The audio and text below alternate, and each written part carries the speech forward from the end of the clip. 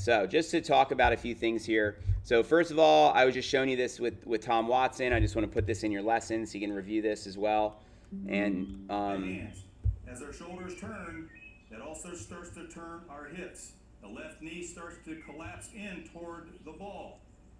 And what happens is our right hip is now turning backwards. Notice the order he said. He said as the shoulders turn, that turns the hip.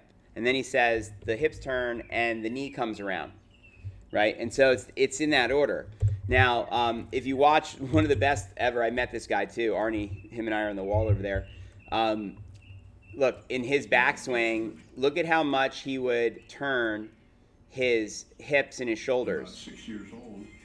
And look where his hip and his shoulders were, right? So now he's beyond 90 degrees here. The recommendation, according to the biomechanic world, is a 90-degree shoulder turn and a 45-degree hip turn in general. To do that, the knee has to be allowed to move. Now, this, of course, I don't expect from you or me, but this is kind of like in your mind what you want to kind of, think that you're trying to get. All while your head is standing. Trying to keep your head still, right. So to start working on this, the first thing we should try and just see, okay, is we need to see what is your complete turn ability, right? How far can you turn? I don't even know. So if you would stand here a second, let me demonstrate what I want you to do first here.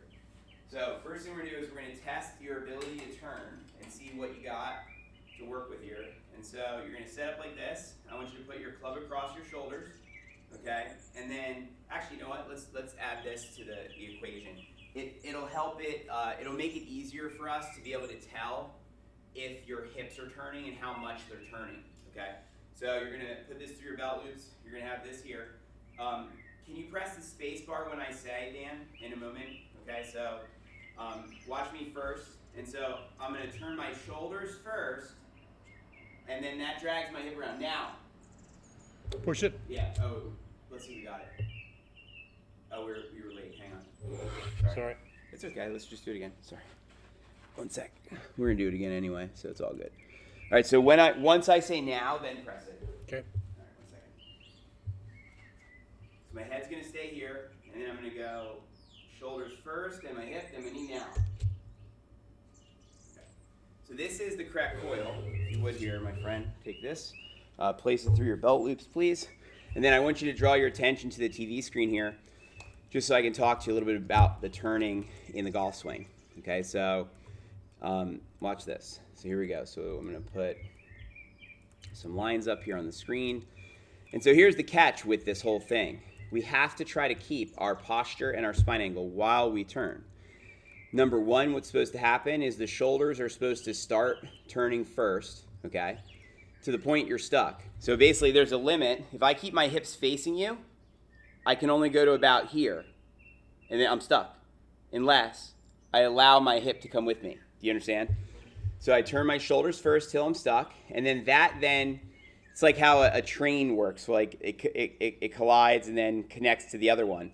It's like the shoulders start going, I run into my hips, and then my hips come along with my shoulders, and then my hips drag my knee around. Do you see what I'm saying? But what started it all was what?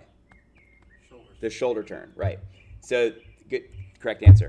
So you're going to see here that, look, where's the... Top down. Yeah, top down. And then you can see the hip came around second, right? And then look at my knee. Where was my knee? Let's see. My knee was here, right? And so then look, as I come in, look, my knee definitely came in, didn't it? Because my knees are also technically going around this way, okay? And that's the third thing that happens. Meanwhile, where's my head still? In the same spot, right? And so remember, what we're looking for is that at this point that your back is facing the target, which would mean that you have a 90-degree shoulder turn, and then your tailbone, as you see over here, my tailbone's facing, there's a thermostat on the wall here, my tailbone's facing the thermostat, which would be a 45-degree hip turn.